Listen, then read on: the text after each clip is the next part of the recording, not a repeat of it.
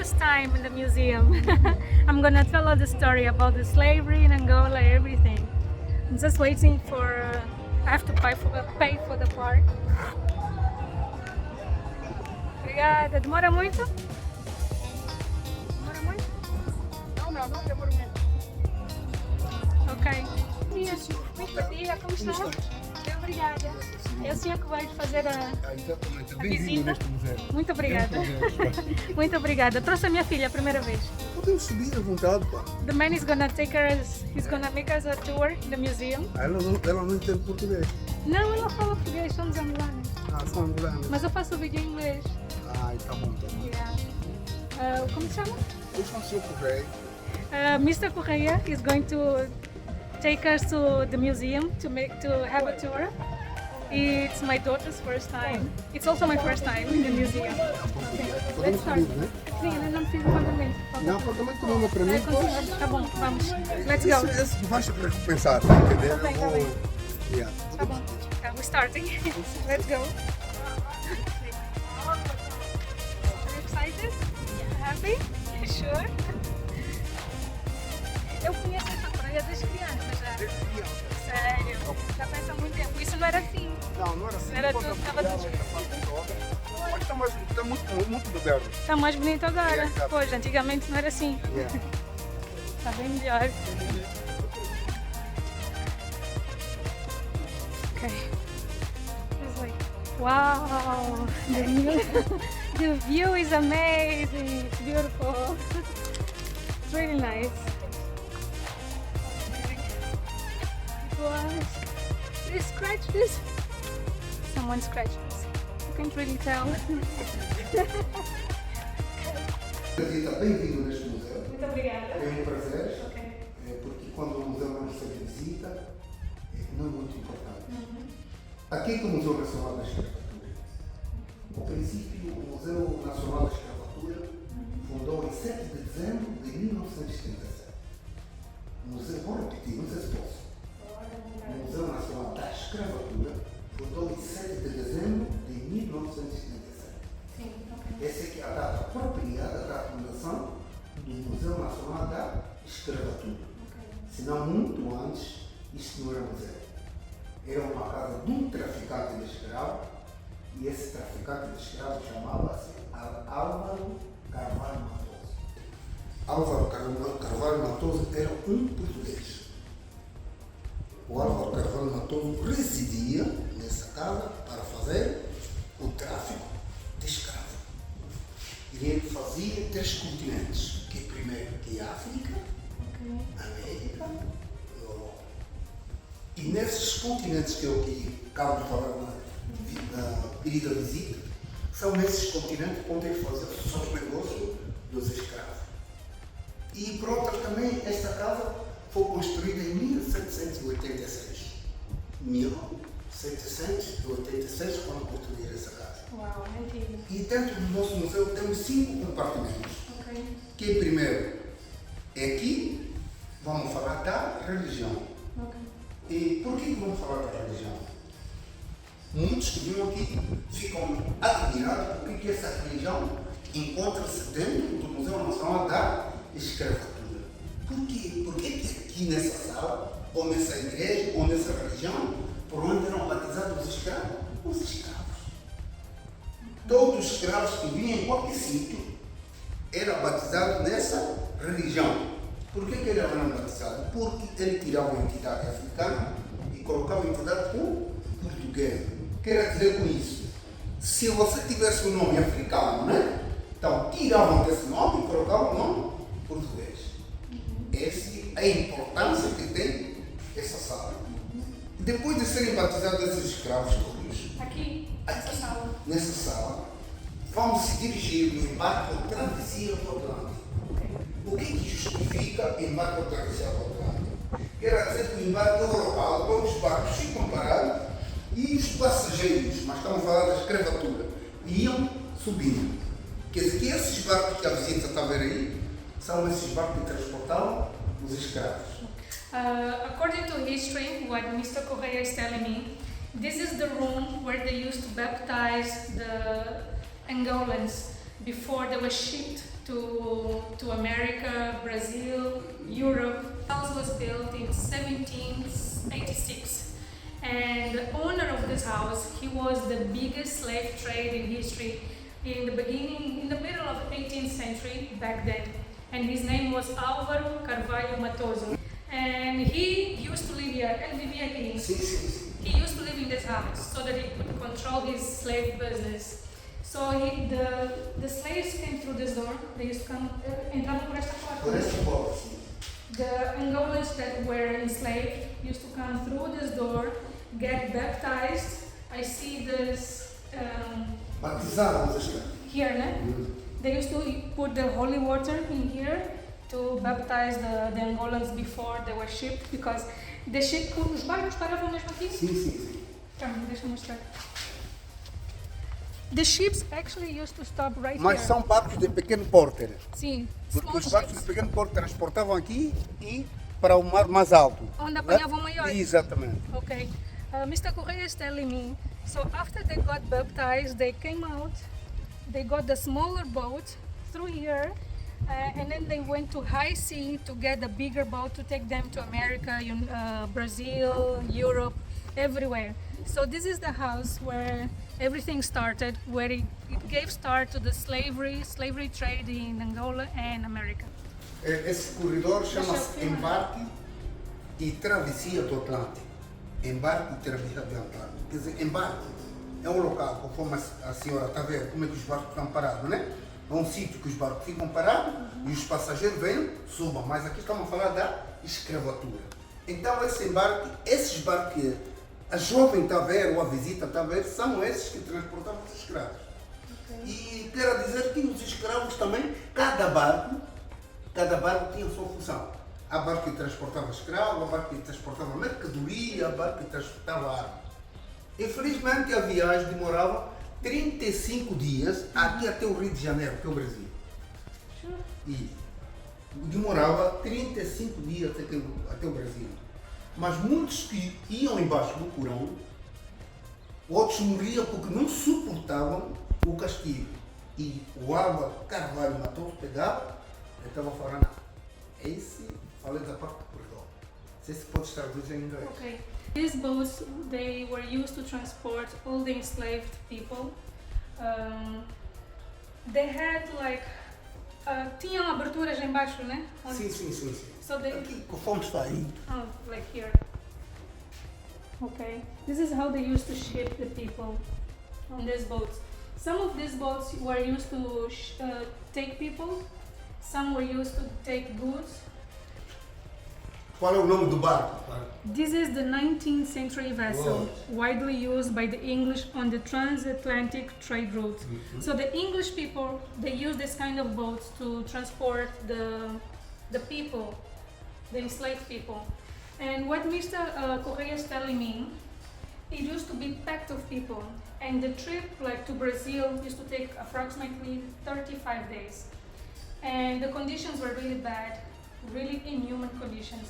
And if someone got sick, they used to remove them from the boat and just throw them away in the sea. Yeah. São cerca de 6 milhões dos escravos que foram transportados nos navios da bandeira de Portugal para o Brasil. 6 milhões. 6 milhões. Sim. Okay. Mr. Correa is telling me it was approximately 6 million Angolans transported by the Portuguese to Brazil. 6 million, a lot of people. É uma sala de repreensão. Por que era a sala de repreensão? Porque nesta sala, por onde eram repreendidos todos os escravos. E temos aqui, por exemplo, como é que os escravos eram repreendidos, eram acorrentados, não havia distinção nem de crianças. E temos aqui esse esfero, aqui se pesa 43 quilos, 40, sucessivamente, amarrado com essas correntes, para impedir a fuga dos escravos para não fugir. E temos aqui grilheta que atualmente a polícia chama de sergema, mas aqui nós chamamos grilheta, para meter em membros inferiores. Então, mais ou menos isso que eu queria explicar. E temos aqui também esse tronco aí deitado nesse espaço. Ele metia os pés para ele não fugir. Exatamente. É mais ou menos isso que eu queria explicar à visita. This is the punishment room. In the punishment room, it's displayed the equipment or the material the Portuguese used to have to punish the Angolans.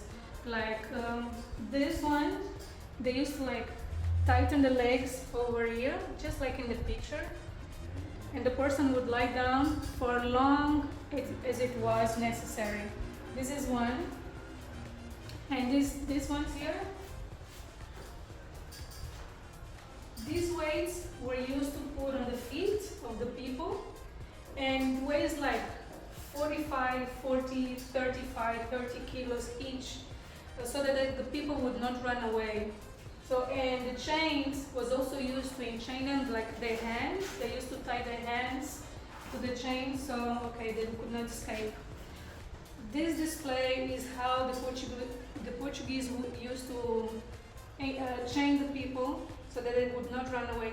They did not leave the kids behind. Even kids were treated that way. We see it here. And the men behind them used to whip them on their back so they would like walk fast or would not run away. And that man was not actually Portuguese, was a black man.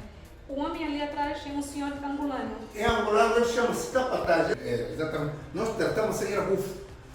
Atraía os outros negros. Para cair na armadilha. Exatamente. Okay. So this man who used to be called capataz was actually like a spy for the Portuguese. He was actually a black man. So he used to like entrap the Angolans like so that the Portuguese would catch them. He was like telling all the information to the Portuguese to capture all his people. That was his job. Very bad job. Que trabalho mau que ele fazia. Exatamente, fazia trabalho mau. Era cúmplice dos portugueses.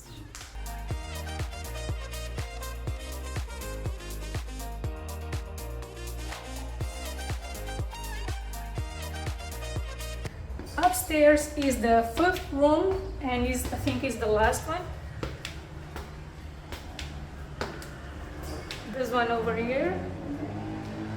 This room is about the display of Angolan culture and some equipments and some weapons that the Angolans used to defend themselves against the Portuguese. They used, I think it's arrows and bows, I don't know how you say that, arrows, let me read. Bow and arrows, poisoned at the tip. All right, interesting. So they used to put poison at the tip of the bows and arrows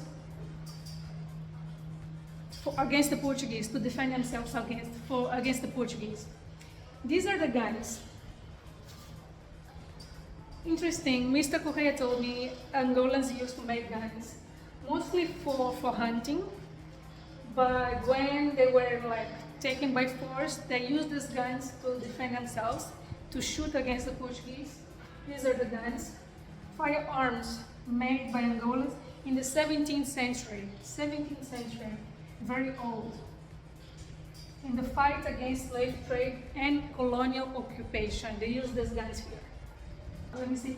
Wooden boxes is from the 18th century, used by the foreman and the boss to hit the slave palms. So the Portuguese used these wooden boxes to hit the Angolans on their palms, and this whip here was to hit on their back. Also in this room they display the musical instruments Angolan used to play. Yeah, because everybody knows before the Europeans came to Africa, Angola, I mean not only Angola, but Africa had a very rich culture. And these are some of the displays. Until this day, we still use the kisang. I still see people playing the kisang, this little instrument here. And this is called ungo, and this is like a guitar they had. Okay, hope you can see. This is like a guitar. So interesting fact. Let me tell you about the batuk, this drum here. This drum here,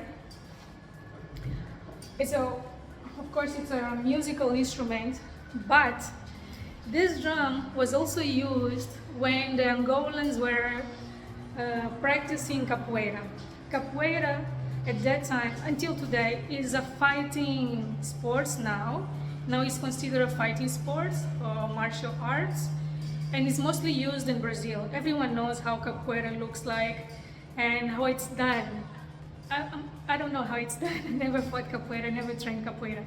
The interesting fact I was saying is that capoeira was Angolan culture, originated in Angola, and because like 6 million Angolans were taken to Brazil, they took their culture with. So that's why capoeira became so popular in Brazil. They modernized it, but capoeira originally came from Angola. And the music, it was introduced to hide from the Portuguese that they were fighting.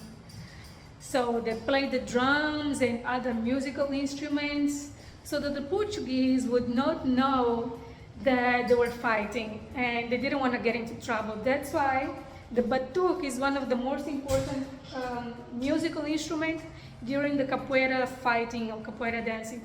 Because if you see capoeira looks like people are dancing and having fun, but actually they were fighting, and they camouflaged themselves by introducing music. That's how they got by from the Portuguese. Interesting. This little room here, what's in here? It was probably the Portuguese owner's bathroom. I don't know, he used to live here. Very tiny. This room here, I think it has nothing in this plane here, very tiny. It's not well taken care of, it's old. Oh my gosh, the wood is broken. I can just fall downstairs. It's not taken care of. It needs renovations in here. The floor has a big hole in there. Let me show you. I mean, if you step in there, you can just fall. See? It's not taken care of. You need some rehab work. Looks old, very old. The museum is in the same place where the cross market is. It's just over there. People come here, get the boat to go to Mussulo. There's restaurants over there. It's a very big place, but I wanted to have some more stuff. Hey, are you tired? Let's go. Let me just take a picture of I don't know if I can like film the name of the museum. It's very high. Let's go. You're tired and you're hungry, right? Shall we go? What are you laughing about? She's teasing me. So we're going home to have lunch. And this is the end of our trip. Yes. Say thank you to my people. Thank you guys. Thank you for watching the video. This is the end of my trip, my tour to the museum, Slavery Museum, National Slavery Museum. Okay. Now I'm going home. Do you want to see something else? There's nothing much to see. Let's go home? Yeah. You're bored, right? Yeah, she's bored. I know she's bored. But if we were to go to the beach, she wouldn't be bored, right? Yes. Next time we'll go to Mussulo, and I'll come over here to get the boat to go to Mussulo. Alright guys, if you haven't subscribed yet, you already know what you have to do, okay? Please subscribe so that you can get more videos like this in the future, so I can have be inspired and motivated to make videos for you. If you subscribe, I mean, you just make me happy. And give you a thumbs up, I'll be even happier. Okay? Thank you so much, and see you for the next video. Alright guys, bye bye. Found Mr. Correia again. I just want to say goodbye. Goodbye, bye, tchau, tchau. Muito obrigada a nós. Tchau. Sim, aqui estamos no Museu de Escravatura. Esse é o Museu da Livre Nacional de Angola, de Luanda. Yeah. Então, aqui eu sou o mestre Benjamin. Eu vendo sempre esse boneco aqui. Quem gostou do bem preço, ele pode chegar aqui, que eu vendo bem. Okay. Yeah. Yeah. The man is selling crafts like African art here, over here. And my daughter liked this necklace here. She liked Pedra it. malaquite, essa pedra, seja você tem doença de quê? De cãibra, essa pedra é pedra de medicamento. Trata bem, tromboso, tudo, você não vai conseguir depictar com tromboso, porque essa pedra é malaquite. Okay. The man say this stone is called malachite, and it cures you from a few diseases like like cramps on your legs, like heart attack, thrombose também? Sim, sim. Heart attack? I didn't know that. Okay, nice. So my daughter bought the necklace. She likes it. Okay. Tá aqui, muito obrigada. 1,000 kwanzas. She's happy. Are you happy? We're happy with it.